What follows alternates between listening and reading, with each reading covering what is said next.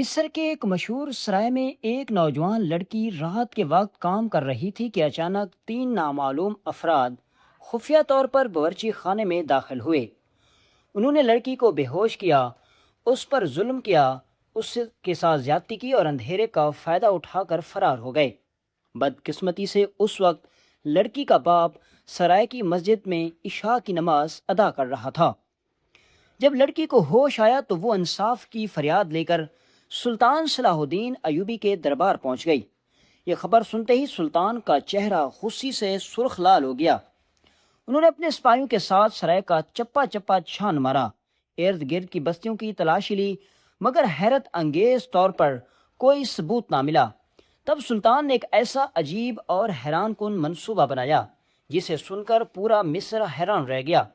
سلطان نے حکم دیا کہ لڑکی کے پھٹے ہوئے کپڑے جنگل میں ایک درخت پر لٹکا دیے جائیں، تین ہرن ذبح کر کے ان کی کھالیں سرائے کے دروازے پر آویزہ کر دی جائیں، اور پھر دوستو یہ واقعہ کچھ اس طرح کا ہے کہ مصر کے ایک مصروف بازار میں ایک بوڑھا بزرگ کانپتے ہوئے ہاتھوں سے مٹی کے برتن فروخت کر رہا تھا۔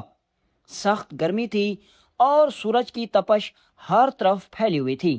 اتنے میں گھوڑے پر سوار ایک مسافر اس کے پاس آیا اور اسے 5 سونے کے سکے دے دیے۔ بوڑھے نے حیرانی سے پوچھا، حضور آپ کو کیا چاہیے؟ آپ نے مجھے اتنی بڑی رقم دے دی، حالانکہ میرے پاس جتنے برتن ہیں ان کی قیمت زیادہ سے زیادہ 2 سکوں سے نہیں بنتی۔ آپ مجھے 5 سونے کے سکے کیوں دے رہے ہیں اور اتنے برتنوں کا کیا کریں گے؟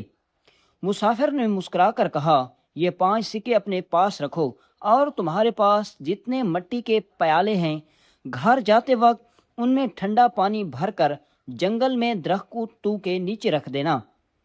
گرمیوں کے دن ہیں، پرندے شدید پیاس میں مبتلا ہوتے ہیں، جب وہ ٹھنڈا پانی دیکھیں گے تو خوش ہوں گے اور بروز محشر وقت کے حکمران کی شکایت نہیں کریں گے۔ یہ سن کر بوڑھا بزرگ حیران رہ گیا اور اس کی آنکھوں میں آنسو آ گئے۔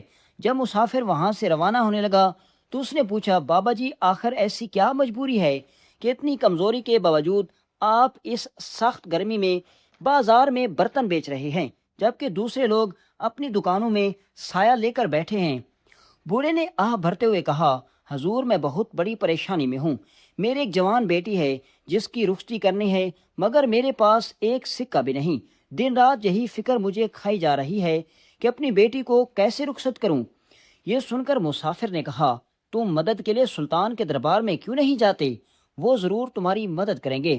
بوڑھے نے حیرانی سے پوچھا، اے مسافر، کیا تمہیں واقعی لگتا ہے کہ سلطان میری مدد کریں گے؟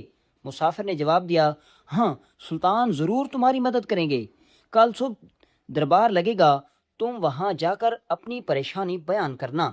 قصہ مختصر، اگلے دن دربار لگا ہوا تھا اور بوڑھا اپنی بیٹی کو ساتھ لے کر سلطان کے دربار میں پہنچ گیا۔ لوگ باری باری اپنی شکایات اور مسائل سلطان کے سامنے پیش کر رہے تھے۔ جب اس بوڑھے کی باری آئی اور اس کی نظر سلطان پر پڑی تو اس کے ہاتھ سے لاٹھی گر گئی، آنکھوں سے آنسو بہنے لگے اور چہرہ حیرت سے بھر گیا۔ اس کی بیٹی نے پریشانی سے پوچھا، بابا آپ کو کیا ہوا؟ بوڑھے نے آہستہ سے کہا، بیٹی، کل بازار میں ایک نوجوان گھوڑے پر سوار میرے پاس آیا تھا۔ اس نے میرے تمام برتن خرید لیے تھے اور مجھے کہا تھا کہ اگر کسی مشکل میں ہو تو سلطان کے دربار میں جا کر اپنی پریشانی بیان کرنا۔ کیا تم جانتی ہو وہ نوجوان کون تھا؟ وہ نوجوان اور کوئی نہیں بلکہ میرے سامنے بیٹھا ہوا سلطان صلاح الدین ایوبی تھا۔ یہ سن کر اس کی بیٹی بھی حیران رہ گئی۔ اتنے میں سلطان کی نظر بوڑھے پر پڑی۔ سلطان نے مسکراتے ہوئے اسے اپنے قریب بلایا اور فرمایا، بابا جی پریشان نہ ہوں، مجھے آپ کی پریشانی پہلے ہی معلوم ہے۔ پھر سلطان نے خزانچی کو حکم دیا، اس بزرگ کو جتنی رقم درکار ہے دے دی جائے۔ یہ سن کر بوڑھے نے ادب سے کہا، سلطان معظم، مجھے معاف فرما دیجئے، میں کل آپ کو پہچان نہیں سکا تھا، لیکن ایک اور بات بھی ہے، میں آپ سے مالی مدد نہیں لے سکتا۔ میں خوددار انسان ہوں، ساری زندگی محنت کر کے اپنی بیٹی اور اپنی ضروریات پوری کی ہیں، میں آپ پر بوجھ نہیں بننا چاہتا۔ سلطان نے فرمایا، اگر مالی مدد نہیں چاہتے تو پھر بتاؤ تمہیں کس چیز کی ضرورت ہے؟ بوڑھے نے عرض کیا، حضور میں 20 سال تک ایک تندور پر کام کرتا رہا ہوں اور روٹیاں بنانے کا بہت تجربہ رکھتا ہوں۔ میری بیٹی کے ہاتھ میں بھی بہت لذت ہے۔ میری خواہش ہے کہ آپ کہرا بازار کی طرف جانے والے راستے میں ایک چھوٹی سی سرائے بنوا کر دیں تاکہ ہم وہاں مسافروں کی خدمت بھی کر سکیں اور اپنی ضروریات بھی پوری کر سکیں۔ اس رائے کی تعمیر پر جتنا بھی خرچ آئے گا میں محنت کر کے آہستہ آہستہ ساری رقم واپس کر دوں گا۔ یہ سن کر سلطان صلاح الدین ایوبی نے فرمایا، ٹھیک ہے، ایسا ہی ہوگا۔ پھر سلطان نے اپنے خاص وزیر کو بلایا اور حکم دیا کہ کہرا جانے والے راستے پر ایک خوبصورت سرائے تعمیر کیا جائے تاکہ آنے والے قافلے وہاں قیام کر سکیں، کھانا کھا سکیں اور اپنے گھوڑوں کو آرام دے سکیں اور نماز بھی ادا کر سکیں۔ چنانچہ سلطان کے حکم پر اس راستے پر ایک شاندار سرائے تعمیر کی گئی۔ اس کے ساتھ ایک خوبصورت مسجد بنائی گئی، گھوڑوں کے لیے الگ استبل بنایا گیا اور ایسی جگہ منتخب کی گئی جہاں سرسبز چراگاہیں موجود تھیں تاکہ مسافروں کے گھوڑے وہاں آرام سے چر سکیں۔ تقریباً 1.5 ماہ کی مسلسل محنت کے بعد وہ سرائے مکمل ہو گیا۔ بوڑھا بزرگ بے حد خوش تھا۔ وہ محل میں حاضر ہوا اور سلطان کا شکریہ ادا کیا۔ سلطان نے اس سے فرمایا، آپ تم دل لگا کر محنت کرو اور اپنی بیٹی کی جہیز کا سامان جمع کرو۔ بوڑھا سلطان کو دعائیں دیتا ہوا واپس لوٹا اور سرائے کے انتظام میں مصروف ہو گیا۔ جب تاجروں اور مسافروں کو معلوم ہوا کہ راستے میں ایک نیا سرائے تعمیر ہوا ہے جہاں گھوڑوں کے لیے ایک الگ استبل موجود ہے، نماز ادا کرنے کے لیے مسجد بنی ہوئی ہے، قریب یہ خوبصورت جھرنا بہتا ہے اور مسافروں کے آرام کا بہترین انتظام کیا گیا ہے، تو قافلوں نے اسی سرائے کا رخ کرنا شروع کر دیا۔ دن رات وہاں مسافروں کا ہجوم رہنے لگا اور سرائے بہت اچھی طرح چلنے لگا۔ دوستو، یہاں یہ جاننا بھی ضروری ہے کہ سرائے کیا ہوتا تھا۔ آج کے زمانے میں جس جگہ کو ہم ہوٹل یا ڈھابا کہتے ہیں، پرانے زمانے میں مسافروں کے قیام، آرام اور کھانے پینے کے لیے جو جگہ بنائی جاتی تھی اسے سرائے کہا جاتا تھا۔ وقت گزرتا گیا اور سرائے کی آمدنی میں مسلسل اضافہ ہوتا رہا۔ چاندی مہینوں میں بوڑھے نے اتنی رقم جمع کر لی کہ وہ سلطان کی طرف سے خرچ کی گئی رقم واپس کر سکتا تھا، لیکن انہی دنوں سلطان کی طرف سے اس کے لیے ایک پیغام آیا۔ سلطان نے اسے خوشخبری سنائی کہ میں نے یہ سرائے تمہارے نام کر دیا ہے، تمہیں اس کی تعمیر کا کوئی قرض ادا کرنے کی ضرورت نہیں، یہ سرائے اب تمہاری ملکیت ہے، تم اس میں محنت کرو اور لوگوں کی خدمت کرتے رہو۔ یہ سن کر بوڑھے کی خوشی کی انتہا نہ رہی۔ اس نے جو رقم سلطان کا قرض ادا کرنے کے لیے جمع کی تھی اس کا آدھا حصہ اپنی بیٹی کے جہیز کے لیے رکھ دیا اور باقی آدھی رقم غریبوں اور مسکینوں کی مدد کے لیے خرچ کر دی۔ کسی کو کھانا کھلایا، کسی کو کپڑے دلوائے اور کسی کی مالی مدد کی، مگر کسی کو یہ معلوم نہ تھا کہ وہی بوڑھا شخص جو کبھی بازار میں مٹی کے برتن بیچا کرتا تھا آج خاموشی سے ضرورت مندوں کی مدد کر رہا ہے۔ وقت گزرتا رہا، بوڑھا اور اس کی بیٹی خوشحال زندگی گزارنے لگے اور اب بوڑھا اپنی بیٹی کی رخصتی کے بارے میں سوچنے لگا۔ ایک رات سرائے تقریباً خالی ہو چکا تھا، تمام مسافر جا چکے تھے اور صرف تھوڑا سا کھانا باقی بچا تھا۔ بوڑھے نے اپنی بیٹی سے کہا، بیٹی تم برتن دھو لو اور سرائے کی صفائی کر لو، میں مسجد میں جا کر عشاء کی نماز ادا کرتا ہوں۔ چنانچہ بوڑھا وضو کر کے نماز کے لیے اس مسجد میں چلا گیا جو سرائے کے ساتھ ہی تعمیر کی گئی تھی، جبکہ اس کی بیٹی باورچی خانے میں صفائی کرنے لگی۔ ابھی کچھ اور دیر ہی گزری تھی کہ 3 مسافر سرائے میں داخل ہوئے۔ اندر آتے ہی انہوں نے سلام کیا۔ لڑکی نے سلام کا جواب دیا۔ تینوں اجنبیوں کو دیکھ کر وہ کچھ گھبرا گئی کیونکہ رات کافی ہو چکی تھی اور وہ اس وقت سرائے میں اکیلی تھی۔ اس نے کہا، میں معذرت چاہتی ہوں، کھانا ختم ہو چکا ہے۔ حالانکہ کھانا موجود تھا مگر وہ احتیاط کرنا چاہتی تھی۔ اس پر ان تینوں مسافروں میں سے ایک نے کہا، ہم 2 دن سے بھوکے ہیں، اگر ہمیں کھانا نہ ملا تو ہم مزید سفر نہیں کر سکیں گے، ہماری منزل تک پہنچنا بہت ضروری ہے، ہمیں تمہیں دگنی قیمت ادا کرنے کو تیار ہیں۔ یہ سن کر لڑکی کو ان پر ترس آ گیا۔ اس نے کہا، ٹھیک ہے، تم بیٹھ جاؤ، میں ابھی کھانا لے کر آتی ہوں۔ وہ فوراً اندر گئی، کھانا گرم کیا اور واپس لا کر ان کے سامنے رکھ دیا۔ تینوں اپنی نشست پر بیٹھ گئے اور کھانا کھانے لگے۔ کچھ دیر بعد انہوں نے کہا، ہمارے لیے ٹھنڈا پانی بھی لے آؤ۔ لڑکی پانی لینے کے لیے باورچی خانے میں گئی اور جب واپس آئی تو ان میں سے ایک شخص بولا، تم نے ہمیں باسی کھانا کھلا دیا، اس سے تو ہمارا پیٹ خراب ہو جائے گا۔ لڑکی حیران ہو کر بولی، یہ تم کیا کہہ رہے ہو؟ یہ تو آج شام کا تیار کیا ہوا کھانا ہے، باسی کیسے ہو سکتا ہے؟ ان میں سے ایک آدمی نے کہا، اگر تمہیں ہماری بات پر یقین نہیں تو خود چکھ کر دیکھ لو۔ لڑکی تجسس میں آ گئی، اس سے معلوم نہ تھا کہ ان ظالموں نے موقع پا کر کھانے میں نشہ آور چیز ملا دی ہے۔ جب اس نے اپنی تسلی کے لیے کھانے کے 2-3 نوالے کھائے تو اسے اندازہ بھی نہ ہوا کہ وہ ایک خطرناک سازش کا شکار ہو چکی ہے۔ جیسے ہی لڑکی نے کھانے کے 2-3 لقمے لیے، وہ فوراً بے ہوش ہو کر زمین پر گر پڑی، کیونکہ کھانے میں بہت تیز نشہ آور چیز ملائی گئی تھی۔ لڑکی کے بے ہوش ہوتے ہی وہ تینوں اپنی نشستوں سے اٹھ کھڑے ہوئے۔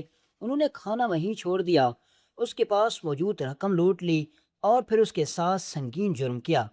اپنا جرم کرنے کے بعد وہ رات کی تاریکی میں وہاں سے فرار ہو گئے۔ ادھر بوڑھا نماز ادا کرنے کے لیے مسجد گیا تھا۔ سارا دن کام کرنے کی وجہ سے وہ بہت تھکا ہوا تھا، اس لیے نماز کے بعد وہیں مسجد میں اس کی آنکھ لگ گئی۔ جب اچانک اس کی آنکھ کھلی تو اسے احساس ہوا کہ کافی وقت گزر چکا ہے۔ وہ گھبرا کر دوڑتا ہوا سرائے کی طرف پہنچا۔ اندر داخل ہوتے ہی اس کی نظر اپنی بیٹی پر پڑی، جو بے ہوش حالت میں زمین پر گری ہوئی تھی۔ اس کے کپڑے پھٹے ہوئے تھے اور چہرے پر تشدد کے آثار نمایاں تھے۔ یہ منظر دیکھتے ہی بوڑھے کے قدم لڑکھڑا گئے اور اسے فوراً اندازہ ہو گیا کہ اس کی بیٹی کے ساتھ بہت بڑا ظلم ہو چکا ہے۔ وہ روتا اور چیختا ہوا اپنی بیٹی کے پاس پہنچا، اسے سنبھالا اور بڑی مشکل سے ہوش میں لایا۔ جب لڑکی کو ہوش آیا تو باپ نے کانپتی ہوئی آواز میں اس سے پوچھا کہ کیا ہوا تھا۔ لڑکی نے روتے ہوئے سارا واقعہ بیان کر دیا۔ یہ سن کر بوڑھے نے آہ بھرتے ہوئے کہا، بیٹی وہ لوگ مسافر نہیں تھے، وہ لٹیرے اور ظالم تھے، انہوں نے تمہیں لوٹا بھی ہے اور تم پر ظلم بھی کیا ہے۔ یہ سنتے ہی لڑکی زور زور سے رونے لگی اور اپنے باپ کے گلے لگ گئی۔ بوڑھے نے اسے تسلی دیتے ہوئے کہا، بیٹی خود کو سنبھالو، یہاں تمہیں کسی نے نہیں دیکھا، جو ہونا تھا ہو چکا ہے۔ میں ایک باپ ہونے کے ناطے تمہارا درد سمجھ سکتا ہوں، مگر ہم غریب لوگ ہیں، اگر یہ معاملہ قاضی تک پہنچا تو پورے شہر کو خبر ہو جائے گی، نہ صرف ہماری عزت متاثر ہوگی بلکہ تمہاری زندگی بھی مشکل میں پڑ جائے گی۔ لوگ طرح طرح کی باتیں کریں گے اور شاید کوئی تم سے شادی کرنے پر بھی آمادہ نہ ہو۔ لڑکی خاموشی سے اپنے باپ کی بات سنتی رہی، مگر پھر اس نے آنسو پونچھتے ہوئے کہا، ابا جان، میں ایسا نہیں کر سکتی۔ اگر میں خاموش رہی تو یہ صرف میرے ساتھ نہیں بلکہ پوری ریاست کی بھی ناانصافی ہو گئی۔ اگر آج میں خاموش گئی تو وہ تینوں مجرم اسی طرح دوسرے بے گناہ لڑکیوں کی زندگیاں بھی تباہ کرتے رہیں گے اور ہماری ریاست کا امن برباد کریں گے۔ جس سلطان نے ہم پر اتنا بڑا احسان کیا، ہم اس کے ساتھ وفاداری کا حق کیسے ادا کریں گے؟ اگر ہم سچی چھپا لیں، ابا جان، مجھے اپنی عزت کی فکر نہیں، جو نقصان ہونا تھا وہ ہو چکا، لیکن میں نہیں چاہتی کہ کسی اور بیٹی کے ساتھ بھی یہی ظلم ہو۔ بوڑھا بار بار اسے سمجھاتا رہا کہ معاملے کو یہیں ختم کر دیا جائے، مگر لڑکی نے اپنے فیصلے پر قائم رہی۔ آخر اس نے کہا، ابا حضور، ہم ابھی اور اسی وقت سلطان کے محل جائیں گے اور سارا واقعہ بیان کریں گے۔ چنانچہ بوڑھا اور اس کی بیٹی فوراً روانہ ہو گئے۔ وہ اپنے گھوڑوں پر سوار ہوئے، رات ہی رات سفر شروع کر دیا۔ ابھی سورج طلوع نہیں ہوا تھا کہ سلطان صلاح الدین ایوبی رحمۃ اللہ علیہ محل کے باغیچے میں چہل قدمی کر رہے تھے کہ ایک سنتری جلدی سے ان کے پاس آیا اور عرض کی، حضور، محل کے دروازے پر ایک بوڑھا بزرگ اور اس کی ساتھ ایک نوجوان لڑکی موجود ہے، وہ آپ سے فوراً ملنا چاہتے ہیں۔ ہم نے انہیں بتایا کہ ابھی دربار نہیں لگا، انتظار کریں، مگر وہ کہتے ہیں کہ اگر مزید دیر ہو گئی تو بہت بڑا نقصان ہو جائے گا، اس لیے سلطان سے بھی ابھی ملنا ضروری ہے۔ یہ سن کر سلطان نے فوراً فرمایا، انہیں اسی وقت میرے پاس لے آؤ۔ سنتری فوراً گیا اور بوڑھے اور اس کی بیٹی کو باغ میں سلطان کے پاس لے آیا۔ سلطان نے جیسے ہی بوڑھے کو دیکھا فوراً پہچان لیا اور فرمایا، ارے میاں، کیا بات ہے؟ آخر ایسی کون سی مصیبت آ گئی کہ تم صبح سویرے اتنا طویل سفر کر کے یہاں پہنچ گئے؟ کیا کسی نے تمہارے سرائے پر حملہ کر دیا یا ڈاکو نے لوٹ مار کی ہے؟ سلطان کی الفاظ سنتے ہی بوڑھا زور و قطار روتا ہوا ان کے قدموں میں گر پڑا اور اس نے پوری روداد ایک لفظ کے ساتھ بیان کر دی۔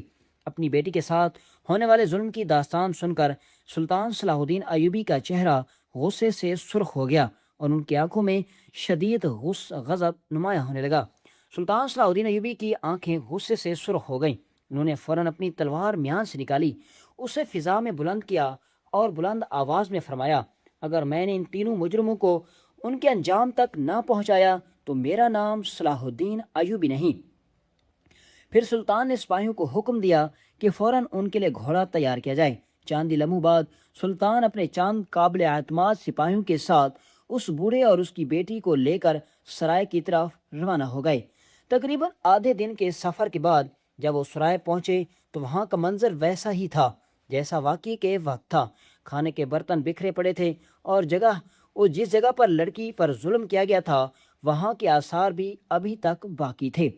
سلطان صلاح الدین ایوبی نے فوراً سپاہیوں کو حکم دیا کہ ارد گرد کے تمام علاقے کی تلاش لی جائے اور ہر ممکن ثبوت تلاش کیے جائیں، جبکہ وہ خود سرائے کا باریک بینی سے جائزہ لینے لگے۔ انہوں نے ہر ایک چیز کو انتہائی غور سے دیکھا، برتنوں کا معائنہ کیا، دروازوں کو دیکھا، اس راستے کا جائزہ لیا جہاں سے وہ تینوں آئے تھے، مگر انہیں کوئی واضح ثبوت نہ ملا۔ نہ کوئی ایسی چیز ملی جو مجرموں کی نشاندہی کر سکتی اور نہ ہی کوئی ایسا نشان جو ان تک پہنچنے میں مدد دیتا۔ سلطان حیران تھے کہ آخر یہ لوگ کہاں سے آئے تھے اور کہاں گئے۔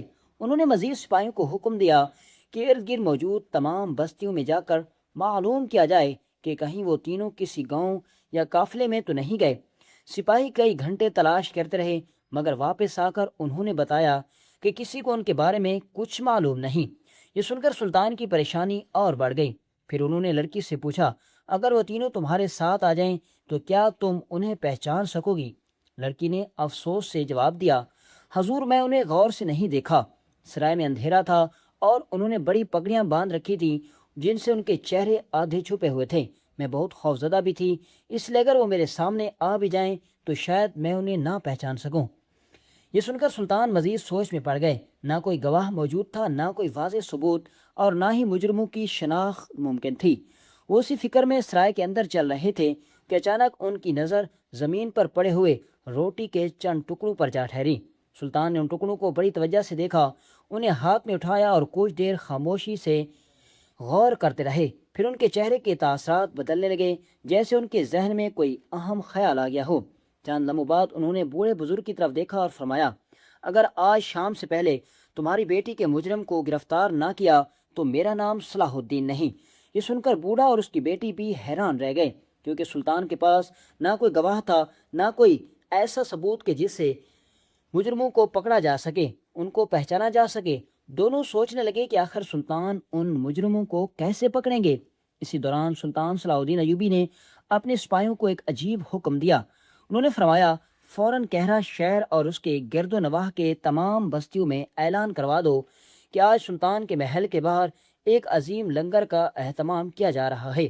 اس لنگر میں ہر امیر اور غریب کو شرکت کی دعوت دی جاتی ہے، اور جو شخص اس دعوت میں شریک نہیں ہوگا اسے اپنی طرف سے 100 غریبوں کو کھانا کھلانا پڑے گا۔ سلطان کا یہ حکم سنتے ہی سپاہی مختلف سمتوں میں روانہ ہو گئے اور ہر بستی، ہر بازار اور ہر قافلے میں یہ اعلان ہونے لگا۔ لوگ سلطان کی سخاوت اور رحمدلی کی تعریفیں کرنے لگے اور ان کے لیے دعائیں کرنے لگے، لیکن ساتھ ہی سب حیران بھی تھے کہ آخر اس مرتبہ ایسا کیوں کیا جا رہا ہے، اور جو شخص لنگر میں شریک نہ ہو اسے 100 غریبوں کو کھانا کھلانے کی شرط کیوں رکھی گئی ہے۔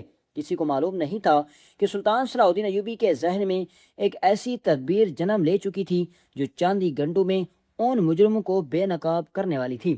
اسی وجہ سے جب لنگر کا اہتمام کیا گیا تو عصر کی نماز کے فوراً بعد ہزاروں لوگوں کو کھانا کھلایا جانے لگا۔ ادھر بوڑھا بزرگ اور اس کی بیٹی حیران کھڑے تھے اور آپس میں سوچ رہے تھے۔ بوڑھے کے دل میں بار بار یہی خیال آ رہا تھا کہ میری بیٹی کے ساتھ اتنا بڑا ظلم ہو چکا ہے، اس کی زندگی تباہ ہو گئی ہے، اور سلطان اس وقت غریبوں کو لنگر کھلا رہے ہیں۔ بے شک لنگر کھانا بہت بڑی نیکی تھی، مگر کیا ہماری پریشانی اس سے کم اہم ہے؟ کام اسے یہ معلوم نہیں تھا کہ شاید اسی لنگر کے ذریعے سلطان مجرموں تک پہنچنے والے ہیں۔ دیکھتے ہی دیکھتے کہرا اور اس کے ارد گرد کے تمام بستیوں سے لوگ لنگر میں شریک ہونے کے لیے آ گئے۔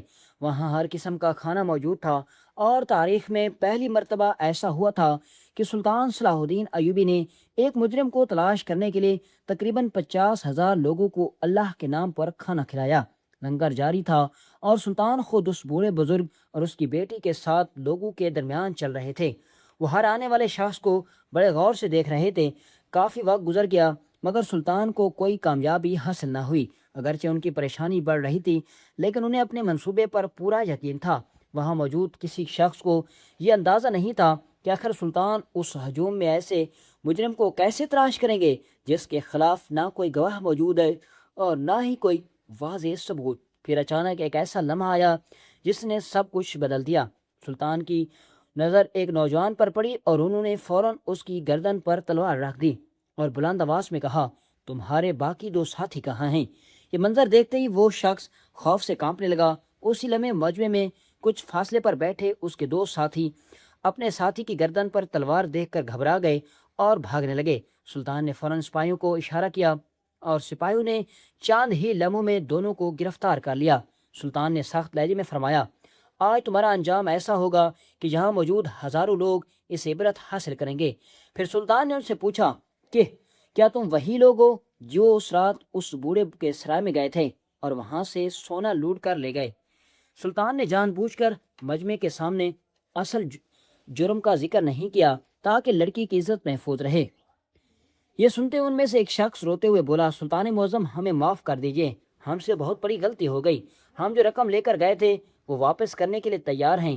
ان کے اعتراف کے بعد سلطان کو یقین ہو گیا کہ یہی اصل مجرم ہیں۔ چنانچہ سلطان صلاح الدین ایوبی نے حکم دیا اور ان تینوں کو سزا دی گئی۔ لوگ حیران رہ گئے۔ سب سے زیادہ حیران وہ بوڑھا بزرگ اور اس کی بیٹی تھی، کیونکہ وہ سمجھ نہیں پا رہے تھے کہ اتنے بڑے مجمع میں سلطان نے ان تینوں کو کیسے پہچان لیا۔ مگر بعد میں سلطان نے ان کی سزا کو لوگوں کی عبرت بنا دیا اور اعلان فرمایا، جو شخص میری ریاست میں ظلم، غداری اور فساد کرے گا اس کا انجام یہی ہوگا۔ لوگ یہ منظر دیکھ کر نصیحت حاصل کر رہے تھے، مگر بوڑھے اور اس کی بیٹی کے ذہن میں ایک سوال ابھی باقی تھا۔ آخر اس لڑکی نے ادب سے عرض کی، حضور گستاخی معاف، لیکن ہم یہ سمجھ نہیں سکے کہ آپ نے ان مجرموں کو کیسے پہچانا اتنے بڑے مجمع میں؟ سلطان نے مسکراتے ہوئے جواب دیا، جب میں اس رات سرائے کا معائنہ کر رہا تھا تو میری نظر کھانے کی 3 تھالیوں پر پڑی۔ ان میں سے ایک تھالی میں روٹی کے کئی آدھے آدھے ٹکڑے موجود تھے۔ ان ٹکڑوں کو دیکھ کر مجھے اندازہ ہوا کہ ان 3 افراد میں سے ایک شخص کی عادت ہے کہ وہ پورا لقمہ کھانے کی بجائے آدھا کھاتا ہے اور آدھا چھوڑ دیتا ہے، پھر نیا لقمہ توڑ لیتا ہے۔ یہی عادت اس کے ہاتھوں کے انداز سے ظاہر ہو رہی تھی۔ تب میں نے سوچا کہ اگر یہ لوگ ابھی اس علاقے میں موجود ہیں تو سلطان کے لنگر کی خبر سن کر ضرور آئیں گے، کیونکہ وہاں ہر شخص کو مفت کھانا مل رہا تھا۔ اس لیے میں نے اتنے بڑے لنگر کا انتظام کروایا۔ جب میں لوگوں کے درمیان گھوم رہا تھا تو اچانک میری نظر ایک ایسی شخص پر پڑی جو بالکل اسی انداز سے روٹی کھا رہا تھا۔ وہ آدھا لقمہ کھاتا، باقی تھالی میں رکھ دیتا، پھر نیا لقمہ توڑ لیتا۔ اس لقموں کا سائز بھی وہی تھا جو میں نے اس سرائے میں دیکھا تھا۔ تب مجھے یقین ہو گیا کہ یہی وہ شخص ہے۔ جب میں نے اس کی گردن پر تلوار رکھی تو اس کے 2 ساتھی دور بیٹھے ہوئے تھے۔ انہوں نے اپنے ساتھی کو پکڑا ہوا دیکھا تو گھبرا گئے اور بھاگنے لگے۔ جب سے میرا شک یقین میں بدل گیا اور میرے سپاہیوں نے انہیں گرفتار کر لیا۔ سلطان کی آواز سن کر بوڑھا بزرگ اور اس کی بیٹی ان کی دانائی اور ذہانت سے بے حد متاثر ہوئے۔ انہوں نے سلطان کا شکریہ ادا کیا اور ان کے لیے دل سے دعائیں کی۔ روایات میں آتا ہے کہ بعد میں ایک نیک اور مالدار تاجر نے اس لڑکی سے شادی کر لی اور وہ خوشحال زندگی گزارنے لگے۔ اسی طرح سرائے کو بھی مزید وسیع کیا گیا اور بعض تاریخی روایات کے مطابق وہ سرائے طویل عرصے تک مسافروں کی خدمت کرتا رہا۔ بعض لوگ یہ بھی بیان کرتے ہیں کہ مصر میں آج بھی سرائے کا ذکر ایک تاریخی یادگار کے طور پر کیا جاتا ہے اور اسے بوڑھے بزرگ کے نام سے یاد کیا جاتا ہے۔